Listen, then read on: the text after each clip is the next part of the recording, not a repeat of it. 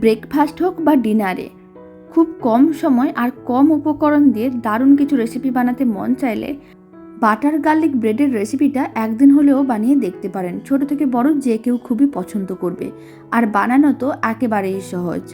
নমস্কার, আমি রুমি, আপনাদের সবাইকে আবারও একটা দারুণ স্বাদের রেসিপিতে স্বাগত। শেষ পর্যন্ত দেখার জন্য অনুরোধ রইল। তো চলুন রেসিপিটা বানানো শুরু করা যাক। রেসিপিটি বানানোর জন্য প্রথমে আমি এখানে 4টে স্লাইস ব্রেড নিয়েছি, আর এখানে ছোট সাইজের আমি ব্রেডগুলো নিয়েছি। আপনারা চাইলে আরও বড় সাইজেরও ব্রেডগুলো নিতে পারেন। এখানে আমি দুটো ব্রেড নিয়ে প্রথমে এইভাবে লম্বা করে কেটে নিচ্ছি, মানে 4 ভাগে ভাগ করে নিচ্ছি। তারপরে এই লম্বা অংশগুলোকে আবারও ছোট টুকরো করে কেটে নিতে হবে। আর একইভাবে বাকি ব্রেডগুলোকেও প্রথমে লম্বা করে কেটে নিচ্ছি, তারপরে এইভাবে ছোট টুকরো করে কেটে নিচ্ছি। সমস্ত ব্রেডগুলো কেটে তারপরে আমি আপনাদের দেখাচ্ছি। 4টে ব্রেডকেই এইভাবে ছোট টুকরো করে কেটে নিয়েছিলাম। এদিকে একটা কড়াইকে গ্যাসের ওভেনের উপরে বসিয়ে দিয়েছি। কড়াইয়ের মধ্যে ব্রেডের টুকরোগুলো দিয়ে দিতে হবে। তারপরে ব্রেডের টুকরোগুলোকে নাড়াচাড়া করে হালকা করে একটু ভেজে নিতে হবে। এখানে আমি শুকনো খোলায় ব্রেডের টুকরোগুলোকে ভেজে নিয়েছি। আপনারা চাইলে বাটার দিয়েও ব্রেডের টুকরোগুলোকে ভেজে নিতে পারেন। আর যদি আপনাদের মনে হয় বাটারটা কম খেতে চান, তাহলে আপনারা এইভাবে শুকনো খোলায়ও ভেজে নিতে পারেন, খেতে বেশ ভালো লাগবে। প্রায় 2 মিনিটের মতন এইভাবে একটু নাড়াচাড়া করে ব্রেডের টুকরোগুলোকে হালকা লাল করে ভেজে নিচ্ছি। ব্রেডের টুকরোগুলোকে হালকা লাল করে ভেজে নিয়েছিলাম। এখন একটা প্লেটে করে নামিয়ে নিতে হবে।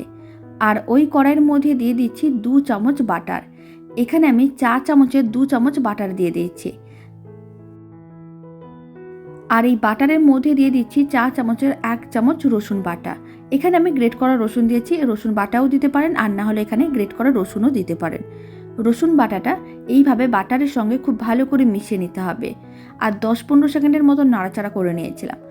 রসুন বাটা বা গ্রেট করা রসুনটা বাটারের সঙ্গে ভাজা হয়ে গেছে। আর এই সময় এর মধ্যে দিয়ে দিতে হবে 4 চামচের, মানে ছোট চামচের হাফ চামচের মতন কর্নফ্লাওয়ার। কর্নফ্লাওয়ারটাও খুব ভালো করে একসঙ্গে মিশিয়ে নিচ্ছি। আর 10 সেকেন্ড বা 15 সেকেন্ডের মতন এইভাবে লো ফ্লেমে একটু ভেজে নিতে হবে। যখন কর্নফ্লাওয়ারটা হালকা করে ভাজা হয়ে যাবে, তখন এর মধ্যে দিয়ে দিচ্ছি প্রায় 150 ml মতন লিকুইড দুধ। আর লিকুইড দুধটা খুব ভালো করে মিশিয়ে নিতে হবে।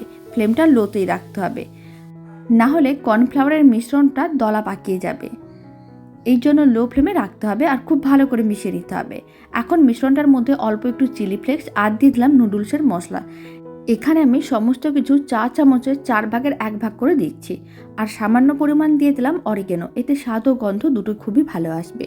খুব ভালো করে সমস্ত কিছু মিশিয়ে নিতে হবে। আর সমস্ত কিছু খুব ভালো করে মিশিয়ে নেওয়ার পর ফ্লেমটা মিডিয়ামে করে দিতে হবে, যাতে মিশ্রণটা একটু ফুটে ওঠে।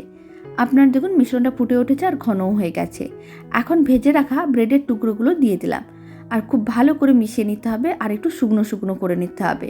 এতে খেতে ভীষণ ভালো লাগবে। রেসিপিটা বাড়িতে একদিন হলেও বানিয়ে দেখতে পারেন। যদি আপনাদের ধনেপাতা পছন্দ হয়, তাহলে আপনারা এই সময় অল্প একটু কুচনো ধনেপাতা দিয়ে দেখতে পারেন, খেতে ভালো লাগবে। রেসিপিটা একেবারেই রেডি। এবার ফ্লেমটা অফ করে দিচ্ছি। আর একটা প্লেটে করে সার্ভ করে নিতে হবে।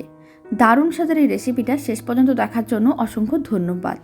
ছোট থেকে বড় যে কেউ খুবই পছন্দ করবে, আর খুব কম উপকরণ কম সময়ে বানানো যায়। আর এই বাটার গার্লিক ব্রেডের রেসিপিটা ভালো লেগে থাকলে আপনারা যদি ফেসবুক থেকে রেসিপিটা দেখছেন, পেজটিকে ফলো করে নেওয়ার অনুরোধ রইল। ইউটিউব থেকে দেখলে চ্যানেলটি সাবস্ক্রাইব করে নেওয়ার অনুরোধ রইল। পাশে থাকা বেল আইকনটি প্রেস করে নেবেন নতুন রেসিপির আপডেট সবার আগে পাওয়ার জন্য। তো চলুন, ভিডিওটা আমি এখানেই শেষ করছি। আপনারা সবাই ভালো থাকবেন, সুস্থ থাকবেন। আপনাদের সঙ্গে আবার নতুন রেসিপি নিয়ে দেখা হচ্ছে।